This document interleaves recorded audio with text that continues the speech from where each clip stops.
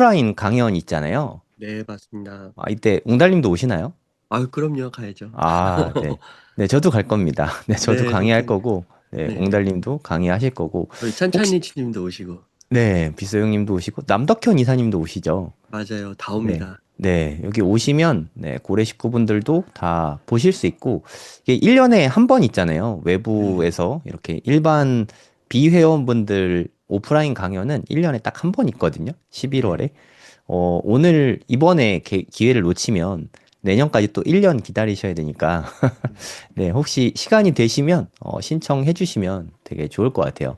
여기 가면 그럼 웅달님하고 사진도 찍을 수 있는 거예요? 그럼요, 사진도 찍고, 같이 얘기도 나누고. 네. 아, 그럼 뭐 웅달님한테 궁금한 거 있으면 이렇게 질문하면 질문도 받아주세요.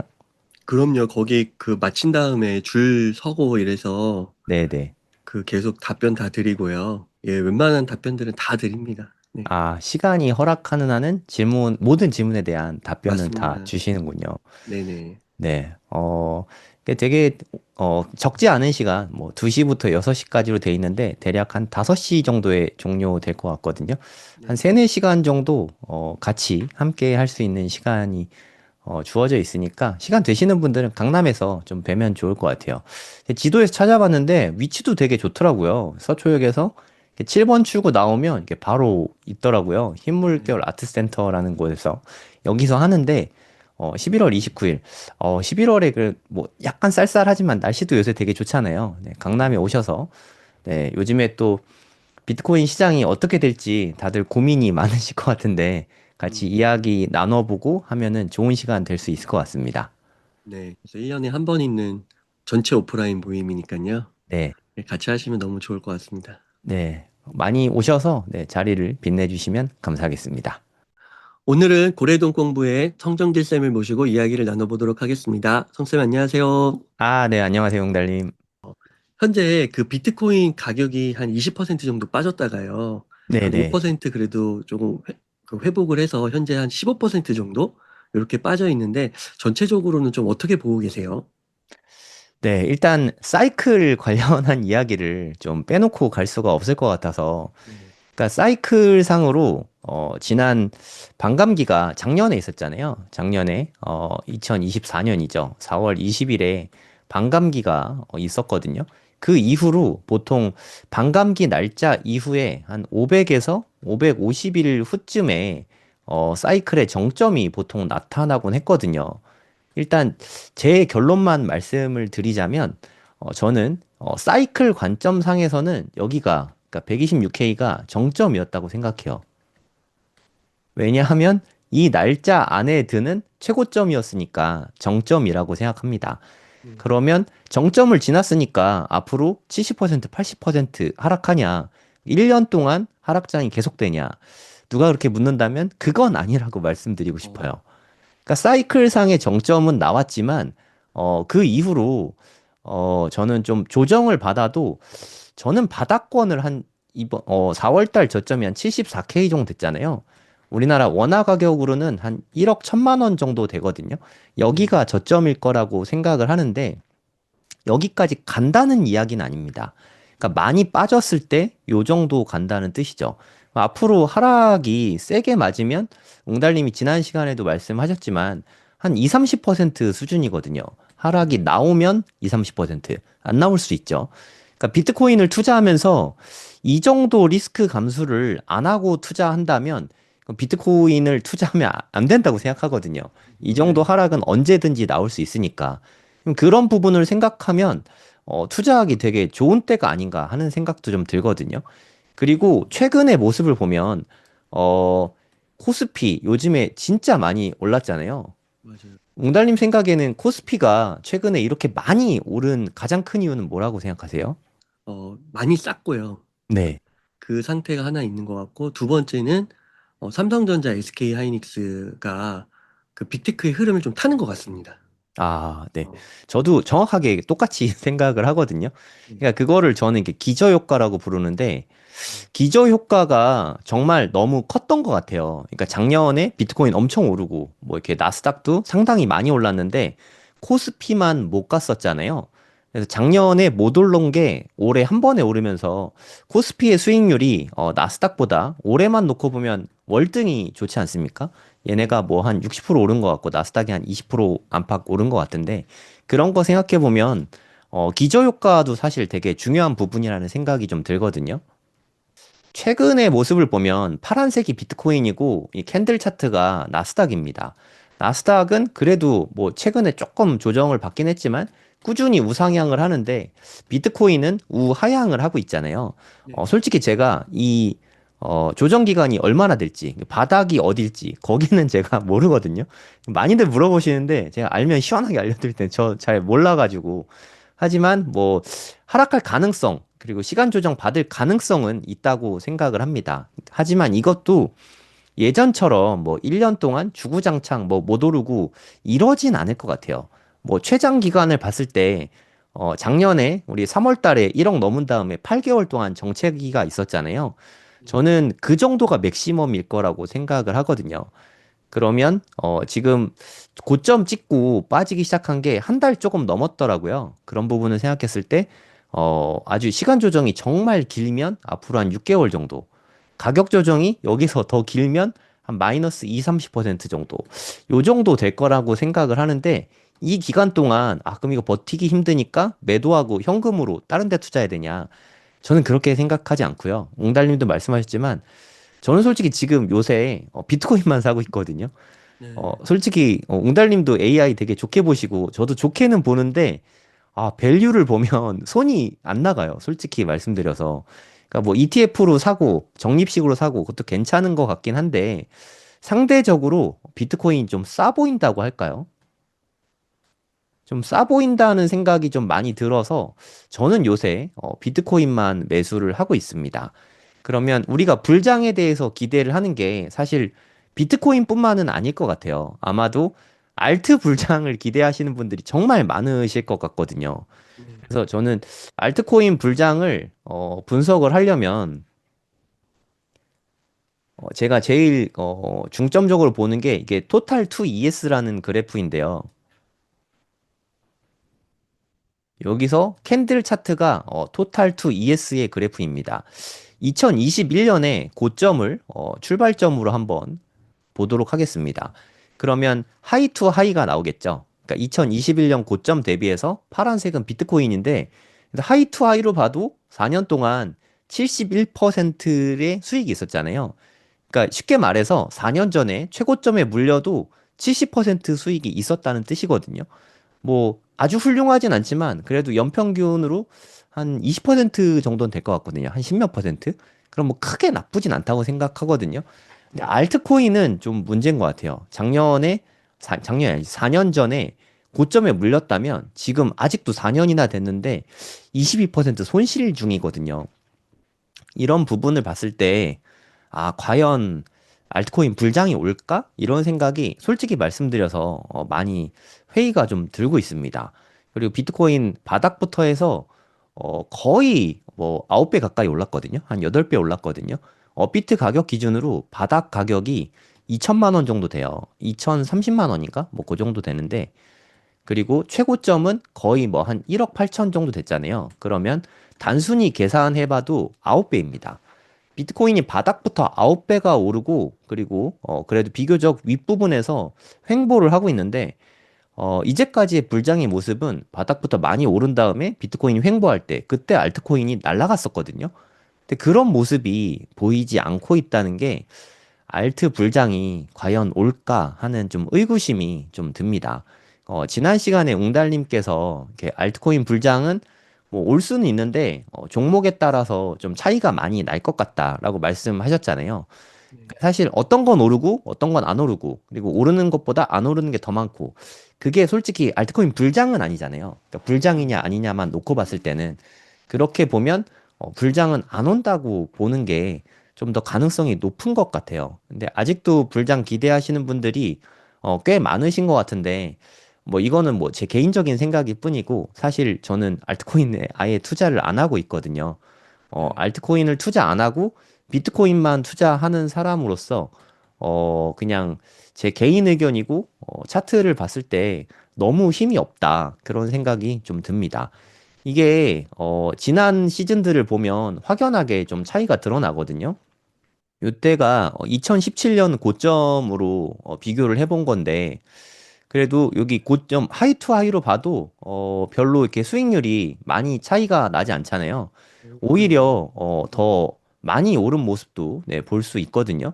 음, 그런 부분들을 생각을 좀 해봤을 때 비트코인은 많이 올랐는데 알트코인은 아직도 손실 중이라는 부분이 알트 불장을 기대하기는 좀 어려울 수도 있겠다는 생각을 좀 합니다. 우리가 네. 합리적으로 생각을 해야 되니까. 근데 이게 손절을 하기도 좀 되게 어려운 게, 그러니까 메이저 알트들을 제외하고는 대략 뭐 70% 정도 손실 중인 분이 많으시더라고요. 그럴 수밖에 없는 게 작년에 2024년에 11월, 12월 이쯤에 정말 많이 올랐었잖아요. 비트코인이. 그러면서 알트코인도 막 올라오고 있으니까 아, 이제 알트코인 불장이 오겠다라는 생각이 들어서 알트에 투자하신 분들의 수익률이 뭐 이더리움 같은 뭐 메이저 알트들을 제외하고 이렇게 삼토막 난 알트들이 상당히 많더라고요. 이런 상황이면 아, 이거 정말 다 날라갔는데, 이거 매도한다고 뭐 원금 보전도 얼마 안 되는데 그냥 냅둘까? 이런 생각을 좀 할 수밖에 없는 시점인 것 같아요. 뭐 현실적으로 되게 어려운 문제죠. 정말 너무 어려운 문제라고 생각하고, 그러니까 솔직히 저라면 그냥 손실을 확정해 버릴 것 같거든요. 그리고 비트코인으로 갈아타고, 그냥 좀 장기 투자하는 전략으로 갈 것 같아요. 그러면 마이너스인 거 안 보이니까 일단 심리적으로 스트레스가 좀 줄어듭니다. 마이너스 70%인 거 보는 게 되게 고통스럽거든요. 그리고 비트코인을 만약에 한 10년 정도 장기 투자한다면 알트코인에서 손실 본 거를 어느 정도 보전도 좀 가능한 부분이라고 생각을 하거든요. 아, 네. 물론 10년 동안 좀 고통받을 수 있긴 하겠지만 그래도 이렇게 투자라는 게 항상 내 마음대로 될 순 없잖아요. 네, 웅달님 투자하면 이렇게 다 수익을 보셨나요? 어떠셨어요? 아우, 아니죠. 이 투자는 항상 너무 어렵다는 걸 느낍니다. 네, 저도 뭐 네. 마이너스 손실난 주식 되게 많고, 그러니까 MSTR도 엄청 수익이 컸었는데 지금 뭐 거의 평단까지 왔거든요. 뭐 또 네. 지나면 뭐 손실이 될 수도 있겠죠. 그러니까 투자라는 게 내가 이때는 사실 어떤 면에서는 합리적 투자일 수 있잖아요. 이제까지 사이클로 봤을 때 알트코인이 올 타이밍이었고 그 타이밍에 투자를 한 거고 사실 이 방법 전략 자체가 저는 틀렸다고 생각하진 않거든요. 하지만 투자라는 게 내가 원하지 않는 방향으로 흘러갈 때가 되게 많잖아요. 이때 어떻게 할 것인가 이 부분에 대한 엑시트 전략이라고 할까요? 네, 그 부분도 좀 마련을 해 둬야 될 것 같아요. 네, 저라면 전부 다 비트코인을 갈아타고 장기 투자로 할 것 같은데 이것도 좀 되게 어렵죠, 사실. 아니면 뭐 웅달님이 저번에 말씀하셨던 반반 전략. 반은 비트코인으로 갈아타고 나머지 반은 뭐 들고 가고 이런 전략도 생각해 볼 만은 한 것 같아요. 다 갈아타는 것보다는 조금 쉽거든요. 이런 식으로 한번 진지하게 생각해 보면서 좀 결단을 내릴 필요는 좀 있을 것 같습니다. 저도 요즘에 많이 느끼는 게 네, 아무리 좋은 자산이라고 해도 네, 참 자산 배분 같은 거를 많이 염두에 둬야 된다 그런 생각을 좀 많이 하게 되는 것 같아요. 음, 만약에 MSTR 같은 경우도 정말 수익이 컸는데 네, 아까 말씀해 주신 것처럼 많이 빠졌잖아요. 네, 네, 그러면은 이제 중간에 비율적으로 봤을 때는 매도를 했어야 되는 거거든요. 음, 그게 7대 2대 1이었고 8대 1대 1이었으면 네, 그게 거의 1이 이제 많이 올라갔었으니까요. 네, 근데 이제 비트코인이 계속 올라갈 거라고 생각하면서 계속 붙들고 있었던 게 좀 그런 것도 있었던 것 같고, 음, 그래서 자산 배분이 중요한 것 같고, 또 아까 이제 알트 갖고 계신 분들이 고민이 되는 건 아마 그게 투자의 금액의 전부여서 그런 걸 수도 있을 것 같아요. 아, 비트코인을 더 사고 싶어도 못 사니까 이게 고민이 많이 될 것 같아요. 알트를 지금 마이너스 70인데 투자원금 현금 흐름은 없고 이게 투자의 전체인데 여기서 어떻게 해야 되나. 이제 그런 상황이면은 진짜로 고민이 정말 많이 될 것 같고 냉정하게 따져보셔야 될 것 같고, 그래서 처음에 어떻게 투자 포트폴리오를 꾸리고 내가 들어가는지, 정말 이 알트가 망해도 흔들리지 않는 포트폴리오인지 이런 거를 막상 또 맞아보면 또 생각이 바뀐단 말이죠. 또 맞아요. 네. 보수적으로 해서 좀 들어가야 되는 게 아닌가라는 생각이 음. 듭니다. 엔비디아, 뭐 지금 엔비디아가 가장 좋잖아요. 전 세계 시총 1위 기업이고 거의 뭐 5조 달러를 넘나드는 엄청난 시총을 자랑하고 있잖아요. 이게 2021년에도 엔비디아에 이렇게 어마어마한 상승이 있었거든요. 요때 대략 한 수익률을 보면 한 1년 반 정도 투자를 했을 때, 1년 9개월을 투자를 했을 때, 죄송합니다. 대략 한 7배 정도가 올랐어요. 600% 이상의 수익이 올랐습니다. 물론 이렇게 많이 올랐으니까 일부 팔았으면 좋았겠죠. 하지만 좋은 자산은 매도를 그렇게 막 열심히 안 해도 된다고 생각하거든요. 좋은 자산이니까. 매도를 안 했다고 생각을 하면 여기서 무려 한 70% 가까이 하락을 했어요. 엄청나게 세게 두드려 맞았잖아요. MSTR은 참고로 고점 대비해서 한 대략 한 50% 정도 하락이 있었던 것 같아요. 그런 부분을 생각해 보면, 만약에 안 팔고 가만히 냅뒀다고 해도 그 이후로 어마어마한 상승이 있었잖아요. 그것까지 다 감안을 하면 수익률이 오히려 더 극대화되거든요.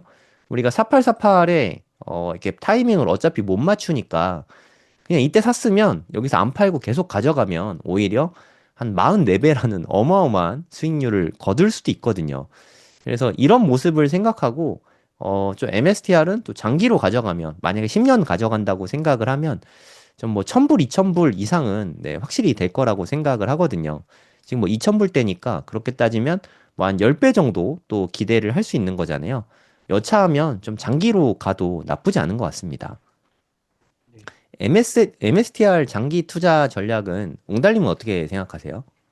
네, MSTR은 결국에는 비트코인이 많이 가면은 오를 거라고 봐서요. 네, 저도 장기로 바라보고, 원래 이번에 이제 많이 오르면 일부 매도를 해서, 네, 이제 일부량은 가져가서 일부량은 끝까지 가져가 보려고 했는데, 음, 우선은 그 계획대로는 안 됐지만, 그래도 장기적으로 보면 많이 오를 수 있지 않을까 생각하고 있습니다. 네. 그래서 제가 여러분께 전하고 싶은 메시지는 뭐 MSTR이나 제가 생각하는 좋은 자산입니다. 좋은 자산들, 그러니까 MSTR도 비트코인 담보를 많이 하니까 좋은 자산을 많이 갖고 있으니까 좋은 기업이 될 수 있다고 생각하거든요. 뭐 엔비디아는 어찌됐든 지금 뭐 시장에서 최고의 시가총액을 보유하고 있는 최고의 기업이죠. 뭐 이렇게 좋은 기업, 좋은 자산들은 그냥 장기로 가져가는 것도 되게 좋은 전략이라고 생각을 합니다. 근데 좋은 자산이라고 말하기 좀 애매한 좀 자산들이 있어요. 뭐 예를 들어서 주식도 돈 잘 못 버는 주식들이 있고 알트코인도 좀 시총이 낮고 좀 애매한 뭐 이렇게 알트코인들이 좀 있지 않습니까? 뭐 예를 들어서 뭐 특정 알트를 비난하는 건 아닌데 이건 이 알트를 비난하고자 하는 게 아니라 한번 예를 들어서 설명을 하는 거예요. 그러니까 알트코인 같은 경우는 이런 경우가 되게 많습니다. 뭐 이 예로 든 코인은 월드코인입니다. 네, 저도 투자했다 물려서 손절을 했던 그런 코인이거든요. 엄청나게 많이 올랐죠. 뭐 0. 몇 달러 수준에서 12달러까지 10배가 넘게 이렇게 올라왔었죠. 근데 요때 꼭지에서 정확하게 매도하신 분은 제가 봤을 땐 얼마 없을 거예요. 네, 저도 그렇게 못했고 하는 순간에 다시 원점으로 되돌아왔거든요. 그러니까 10분의 1로 빠졌거든요. 저도 못 팔았었습니다. 저는 작년 한 12월에 그래도 이렇게 한 폭삭 망했다가 반등해서 마이너스 70% 됐을 때 뭐 수량이 이렇게 많지는 않았지만 뭐 한 1, 200만 원 됐던 것 같아요. 전부 다 매도하고 전 비트코인으로 갈아탔거든요. 그러니까 지금 생각하면 그거라도 잘했다는 생각이 좀 듭니다. 그래서 애매한 자산들을 투자할 때는 매도가 되게 중요한 역할을 한다고 생각을 해요. 적절하게 잘 올라왔을 때 매도를 잘 못하면 이렇게 많이 올라갔음에도 불구하고 손실을 보게 되잖아요. 그런 부분을 생각했을 때, 내 투자 성향은 내가 잘 알 거예요. 아마 다들. 내가 기민하게 대처하는 성격인가. 좀 올랐다고 생각하면 칼같이 익절하고 아니면 좀 아니다 싶으면 칼같이 손절하고 나는 매도에 좀 재능이 있는가. 이거를 자신에게 물어봐서 판단하면 좋을 것 같습니다. 그러니까 뭐 본인이 잘 알잖아요. 저는 솔직히 매도 잘 못합니다. 매도 고자라고 맨날 얘기하는데 근데 저는 매도 안 해도 되는 자산 위주로 투자를 하려고 노력을 많이 하거든요. 그게 나를 잘 알고 투자하는 방법이라고 생각해요. 그래서 저도 이렇게 비트코인 가격 오르면 팔려고 계획을 세웠다가 그냥 뭐 몇 사이클 더 가서 그때쯤엔 많이 올랐겠지라는 생각으로 비트코인도 그냥 DCA 하고 많이 빠지면 좀 분할 매수하고 이렇게 바이 앤 홀드 전략으로 바꿨거든요, 전략을. 그러니까 오히려 되게 마음이 편해진 것 같아요. 근데 만약에 알트코인을 투자하면서 이렇게 바이 앤 홀드 전략을 취하는 건 저는 정말 위험하다고 생각을 하거든요. 그래서 내가 만약에 매도에 재능이 없다 하시면 모아가도 되는 자산들만, 좋은 자산들만 투자하는 걸 적극적으로 고려해 보시면 좋을 것 같습니다.